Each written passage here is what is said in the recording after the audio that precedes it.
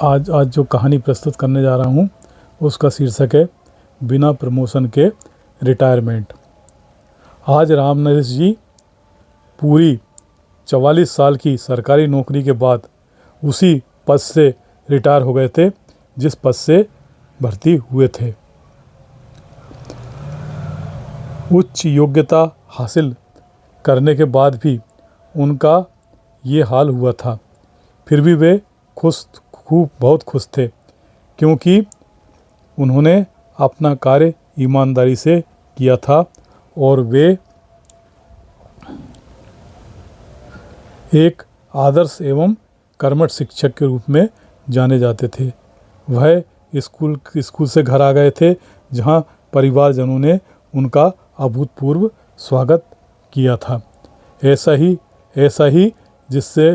विदाई उनकी स्कूल में भी हुई थी। ऐसा नहीं था कि राम नरेश जी योग्यता की वजह से पदोन्नति से वंचित रह गए थे। वे अंग्रेजी, हिंदी, संस्कृत, उर्दू में प्रथम श्रेणी में एमए थे,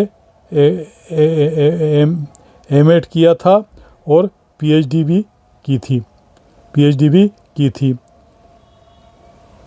पर वे विद्यालय में पहली दूसरी कक्षा में के टीचर थे और जो उनके प्रधान अध्यापक थे वे 3rd डिवीज़न में बीए पास होने के बाद भी उनके अधिकारी थे, जो कुछ दिन तक विकासखंड स्तर के शिक्षा अधिकारी भी रह चुके थे। विद्यालय में प्रधानाध्यापक जी भी उनसे डॉक्टर साहब नहीं कहते थे। अंग्रेजी के लिए अतिथि शिक्षक रखा था। राम नरेश को प्राइमरी शिक्षक की ही बनाकर रखा गया था। राम नरेश जी ने उन दिनों में हायर सेकेंडरी में अंग्रेजी पढ़ाई थी जब पूरे ज़िले में अंग्रेजी का कोई शिक्षक नहीं था। 15 साल तक हायर सेकेंडरी में अंग्रेजी पढ़ाने के बाद तथा अच्छा परिणाम देने के बाद भी उन्हें प्रमोशन देने के बजाय उनका डिमोशन कर दिया गया था। शिक्षा विभाग ने उन्हें वरिष्ठ अधिकारियों ने उन्हें मिडिल का शिक्षक मानकर उन्हें 6ठी, 7वीं, 8वीं की कक्षाएं दे दी थी। उनकी जगह जो शिक्षक पढ़ाने के लिए भेजे गए थे वे मात्र बीए पास थे, जिन्होंने पूरे 4 साल 0% रिजल्ट दिया था। फिर किसी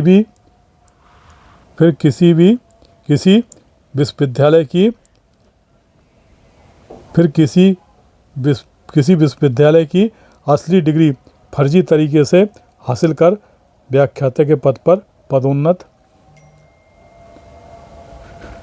पदोन्नत हो गए थे। वे तो अब प्राचार्य बन चुके थे। राम नरेश जी का डिमोशन का सिलसिला खत्म नहीं हुआ था।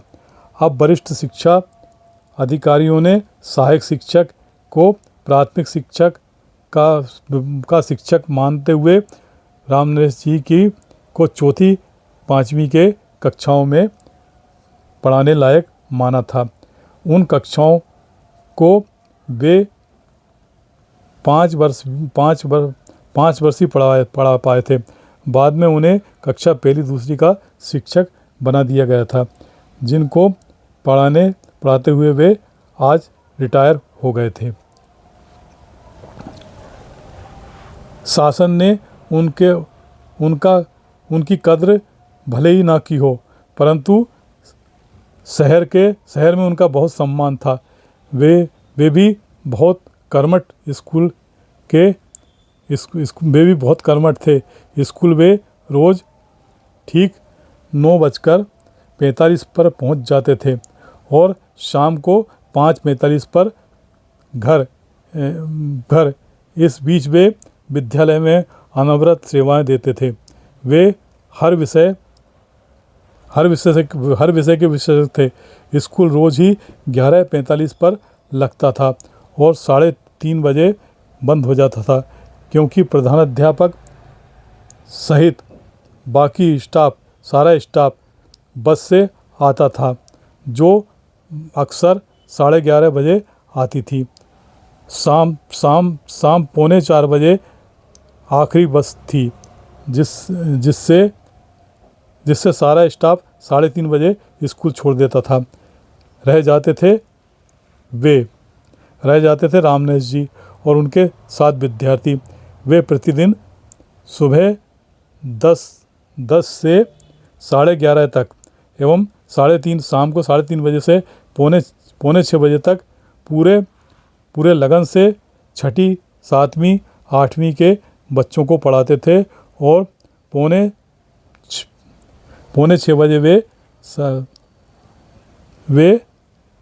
वे पौने 12 बजे से 3:30 बजे तक पहली, दूसरी के बच्चों को पढ़ाते थे।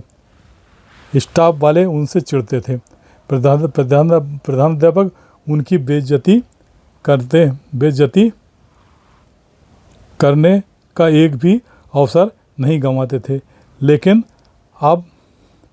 जब कोई काम उलझता था तो उन्हें रामनेश जी की सहायता लेना पड़ती थी। पढ़ाने पर प्रधानाध्यापक रोक इसलिए नहीं लगा पाते थे कि उनकी वजह से विद्यालय का परीक्षा परिणाम अच्छा आता था। इसके बाद भी रामनेश जी को ना तो प्रमोशन मिला था, ना ही विभाग की तरफ से कोई पुरस्कार। अगर मिला तो नगरवासियों का प्यार दुलार, छात्रों से सम्मान। आज सेवानिवृत्ति पर उनकी विदाई अभूतपूर्व हुई थी। पूरा शहर उनके स्वागत में उमड़ पड़ा था। देर तक उनको रथ में बैठाकर नगर में घुमाया गया था। प्रधानाध्यापक और बाकी का स्टाफ तो उनकी औपचारिक विदाई करके 3:30 बजे जा चुका था। डॉक्टर हाँ, आज ये ज़रूर हुआ कि प्रधानाध्यापक ने उन्हें ओ डॉक्टर कहा था, तो वहाँ के गणमान्य नागरिकों ने प्रधानाध्यापक जी की जमकर खबर ली थी। पूर्व जनपद अध्यक्ष ने तो यह तक कह दिया कि अब सर जी रिटायर हो गए हैं, अब वे आपके अधीनस्थ नहीं रहे। आज के बाद अगर उनसे इस तरह इस लहजे में बात की तो हमसे बुरा कोई नहीं होगा। इस पर प्रधानाध्यापक का मूड खराब हो गया था और वे खिन्न हो गए थे। रामनेश जी के विदाई समारोह के बीच में ही वे चले गए थे। रामनेश आज अपने आप को बहुत हल्का महसूस कर रहे थे। शासन ने उन्हें प्रमोशन नहीं दिया तो क्या हुआ, उन्होंने अपना कार्य तो पूरी ईमानदारी और लगन से किया। उनके लिए यह उपलब्धि भी कम नहीं थी।